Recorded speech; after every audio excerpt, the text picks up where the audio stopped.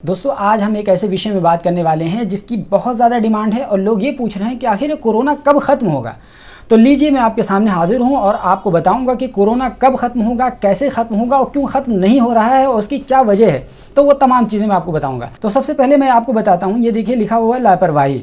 लापरवाही से मुराद ये है कि देखिए कुछ लोग अभी भी कोरोना का सबूत मांग रहे हैं। वो कह रहे हैं कोरोना कहाँ है, कोरोना एग्जिस्ट नहीं करता है। भाई अभी कितना सबूत चाहिए कोरोना के बारे में? कोरोना से लोग मर रहे हैं, आपके आसपास अड़ोस पड़ोस जान पहचान वाले भी कोई ना कोई मरा होगा, तो अब कितना सबूत चाहिए? कुछ लोगों का ये कहना है कि गर्मी में ख़त्म हो जाएगा।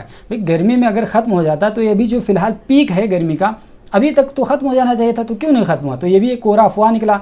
इसके अलावा कुछ लोग कहते हैं स्टीम और गरगरा करने से ख़त्म हो जाएगा। भाई स्टीम और गरगरा करने से हो सकता है थोड़ा सा कुछ फ़ायदा मिल जाए, लेकिन आप ये कहें कि परमानेंट ये कोरोना का इलाज है, ये कोरोना का इलाज बिल्कुल नहीं है। इसलिए किसी तरीके से भ्रांति में ना रहें। उसके अलावा कुछ लोग ये कहते हैं कि भारत में प्रतिरोधक क्षमता चूँकि ज़्यादा है, अच्छी है, इस वजह से भारत पर कोरोना का कोई प्रभाव नहीं पड़ेगा। आप देख ही लीजिए भारत में कोरोना का प्रभाव कितना खतरनाक तरीके से पड़ रहा है। तो ये भी एक तरीके से अफवाह साबित हो रहा है। इसके अलावा कुछ लोग मंत्र जाप की बात करते हैं, जैसे गो कोरोना गो, या और दूसरे तरीके की चीज़ें करते हैं।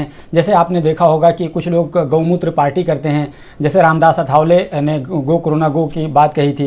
इस तरह से हमारे नरेंद्र मोदी ने ताली थाली बजाने वाली बात कही थी। ये भी इसी मूर्खता की कैटेगरी में आ जाता है। इसके अलावा एक दूसरा एंगल है वो षड्यंत्र का एंगल, बहुत ज़्यादा तेज़ी के साथ और लोगों के दिमाग में बहुत स्ट्रांगली बैठ जाता है।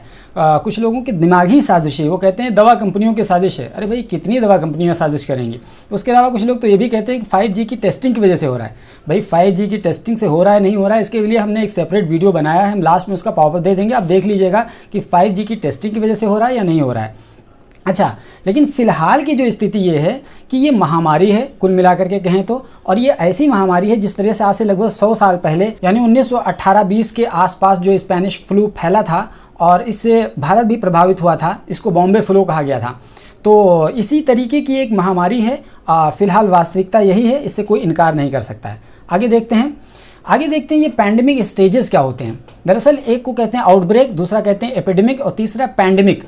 ये आउटब्रेक क्या होता है? तो आउटब्रेक दरअसल अगर शुरुआत होती है कहीं से ना या किसी चीज़ की, तो उसको आउटब्रेक बोलते हैं। और दूसरा कहते हैं कि अगर एक राज्य से अधिक में अगर कोई चीज़ फैल जाए, WHO का ये कहना है, तो उसको कहते हैं एपिडेमिक। जैसे कि पहले जब वुहान में ब्रेकआउट हुआ था तो ये आउटब्रेक कहलाया था, लेकिन जब वुहान से आगे निकल गया तो ये एपिडेमिक कहलाने लगा। लेकिन वही चीज़ जब एक देश से या उससे अधिक में फैल जाए तो ये महामारी यानी पैंडेमिक का रूप ले लेती है। ये 11 मार्च सन 2020 को इसको पैंडेमिक घोषित किया गया WHO द्वारा। अच्छा, इसके आगे देखते हैं महामारी को कैसे ख़त्म किया जा सकता है। तो देखिए महामारी को ख़त्म करने का कई सारे उपाय हैं।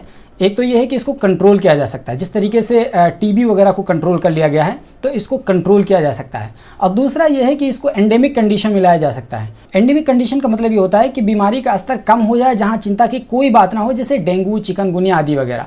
हालांकि डेंगू चिकनगुनिया जिसको होता है उसको समझ में आ जाता है। हालांकि एक बार मुझे डेंगू हो गया तो मुझे समझ में आ गया था कि कितना खतरनाक है, तो इसको आप आसानी से इसको भी हल्के में नहीं ले सकते, यानी एंडेमिक को भी हल्के में नहीं ले सकते। अच्छा, तीसरा एक स्टेज होता है एलिमिनेशन। एलिमिनेशन का मतलब जब बीमारी लगभग ख़त्म हो जाए, जैसे कि पोलियो वगैरह। तो पोलियो वगैरह तो लगभग ख़त्म ही हो गया है, तो इसको आप एलिमिनेशन कह सकते हैं। अब ये सबसे बड़ा सपना है कि क्या ये कोरोना वायरस एलिमिनेशन की कैटेगरी में आ पाएगा या नहीं आ पाएगा। तो आइए आगे देखते हैं। एक चीज़ कहते हैं कि अगर पूरी दुनिया से कोई चीज़ ख़त्म हो जाए ना तो एरेडिकेशन उसको बोलते हैं। तो ऐसे में सवाल यह है कि क्या पूरी दुनिया से कोरोना वायरस का खात्मा हो सकता है? तो ऐसा लगता तो नहीं है, क्योंकि वर्ल्ड लेवल पर किसी तरह का कोऑपरेट नहीं हो रहा है, सहयोग नहीं हो रहा है। इसकी वजह से पूरी दुनिया से ये तो ख़त्म होने से रहा। और अब जहाँ तक भारत की बात है, क्या भारत से एलिमिनेशन हो सकती है? क्या भारत से ये ख़त्म हो सकता है? तो ये भी इसलिए नहीं लग रहा है क्योंकि अभी 0 से 18 साल के जो लोग हैं या बच्चे हैं उनका अभी टीकाकरण नहीं हो रहा है। और टीकाकरण ना होने की वजह से जाहिर सी बात है बड़ी संख्या इससे छूट जाएगी, तो कहीं ना कहीं ये कोरोना को फैलाते रहेंगे। और दूसरी चीज़ जो सबसे बड़ी अहम चीज़ ये है कि वॉलंटरी वैक्सीनेशन रखा गया है, यानी वैक्सीनेशन को स्वेच्छा से लेने के लिए कहा गया है, उसको मजबूर नहीं किया गया है। तो बहुत सारे लोग अभी भी इस भ्रांति में जी रहे हैं कि ये वैक्सीनेशन से नपुंसकता फैल सकती है। कुछ लोग कह रहे हैं कि आबादी को कम करने की एक साजिश है।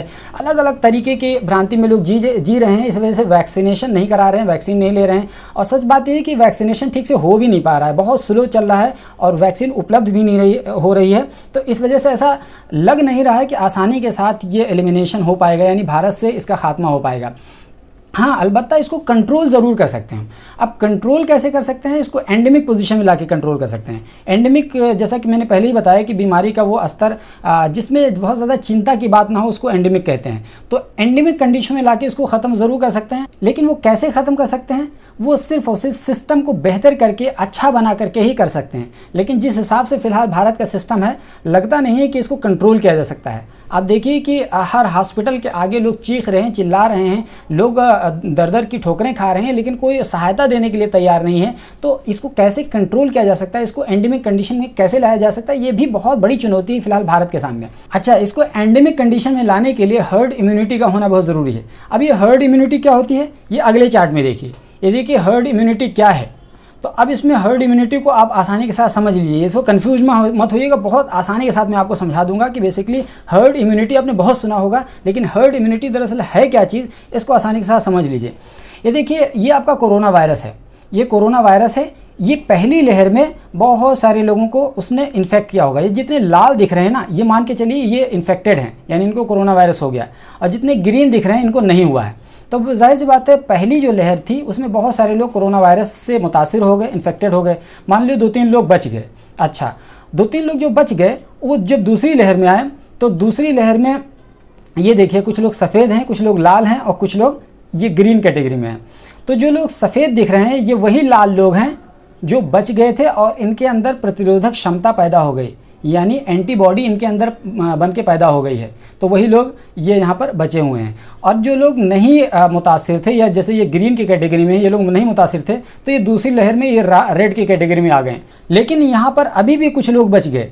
तो अब जब कुछ लोग अभी भी बच जाएंगे, तो जब ये तीसरी लहर में जाएंगे, तो इसमें देखिए बहुत बड़ी तादाद में जितने सफ़ेद गोले दिख रहे हैं, इनके ये मान के चलिए इन सब को हो चुका है, ये सेफ़ हो चुके हैं, इनके अंदर एंटीबॉडी बनकर के तैयार हो गया है। हाँ, अलबत्ता कुछ 2-4 लोगों को अभी भी हो जाएगा तीसरी भी लहर में, लेकिन 2-3 लोगों या 1-2 लोग और बच जाएंगे। तो इनको क्या होगा? इनको नहीं होने वाला है। क्यों? इसलिए कि जब इतनी बड़ी संख्या में लोगों को कोरोना वायरस हो जाएगा, तो एक तरीके से वो ना के बराबर हो जाएगा। 1-2 लोगों को होने से कोई फ़र्क नहीं पड़ेगा, क्योंकि चेन एक तरीके से टूट जाएगी।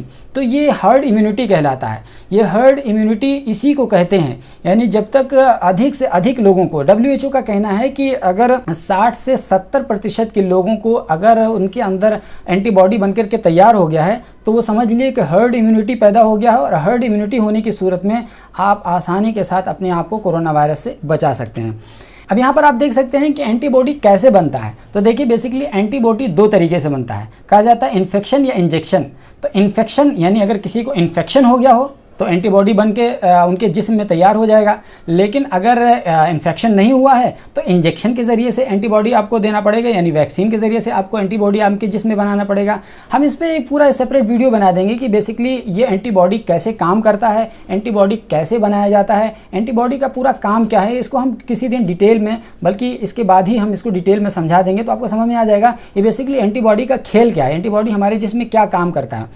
तो दरअसल ये जो इन्फेक्शन होता है ना, एक तरीके का एंटीजन होता है। एंटीजन यानी कोई भी वायरस जब हमारे जिस्म पे अटैक करता है तो उसको एंटीजन कहते हैं। और जब हमारे जिस्म पे कोई भी वायरस अटैक करता है, तो हमारा जो बॉडी है ना, वो उसको पहचान करके उसके ख़िलाफ़ तैयारी करने लगता है, यानी उसको मार गिराने की कोशिश करने लगता है। और जब अगर वो मार गिरा देता है, तो उसको एंटीबॉडी कहते हैं। उसी एंटीबॉडी को या तो आप नेचुरल तरीके से एंटीबॉडी बना लीजिए इन्फेक्टेड करा करके। तो इन्फेक्शन में तो जाहिर सी बात है रिस्क है, अगर मान लीजिए कि रिकवर नहीं हो पाए तो मर जाएंगे। तो ये नेचुरल एंटीबॉडी बनाना एक तरीके से बहुत रिस्क है, इसलिए हमने इसको रेड कैटेगरी में डाला है। लेकिन अगर आप वैक्सीन के ज़रिए से आप एंटीबॉडी तैयार करेंगे अपने जिस्म में, तो वो जाहिर सी बात है वो सेफ़ रहेगा। इसीलिए हमने इसको ग्रीन कैटेगरी में, यानी इसका ग्रीन पट्टी डाली है, क्योंकि इंजेक्शन के ज़रिए से अगर आप रखेंगे, तो इंजेक्शन वाला जो होगा वैक्सीन, वो एक बेजान और मुर्दा किस्म का वायरस डाला जाता है, और फिर आपका जिस्म उसको ओरिजिनल समझ करके, सही समझ करके उसके खिलाफ लड़ने की कोशिश करने लगता है, एंटीबॉडी बना देता है आपका जिस्म। तो फिर जब दोबारा असली और ओरिजिनल वाला वायरस आता है, तो फिर उससे लड़ करके भगा देता है। तो ये बेसिकली ये वैक्सीन का कमाल है। ज़रूरी नहीं कि सारे वैक्सीन को इंजेक्ट करके डाला जाए, कुछ ड्रॉप के ज़रिए से, जैसे पोलियो वगैरह, वो मुंह के ज़रिए से ही ओरल दिया जाता है, इंजेक्टेड नहीं होता है। तो ज़रूरी नहीं कि सारी चीज़ें इंजेक्शन के ज़रिए से हों। हाँ, अलबत्ता बहुत सारे वैक्सीन इंजेक्शन के माध्यम से दिए जाते हैं, इसलिए उसको इंजेक्टेड भी बोलते हैं। तो या आप एंटीबॉडी बना लीजिए अपने जिस्म में इन्फेक्शन के ज़रिए से, या फिर इंजेक्शन के ज़रिए से, ये आप पर चॉइस करता है। अगर आपको मरना है तो इन्फेक्शन का इंतजार करिए, और अगर ज़िंदा रहना है तो इंजेक्शन लगवा लीजिए, ये आसानी हो जाएगी आपके लिए।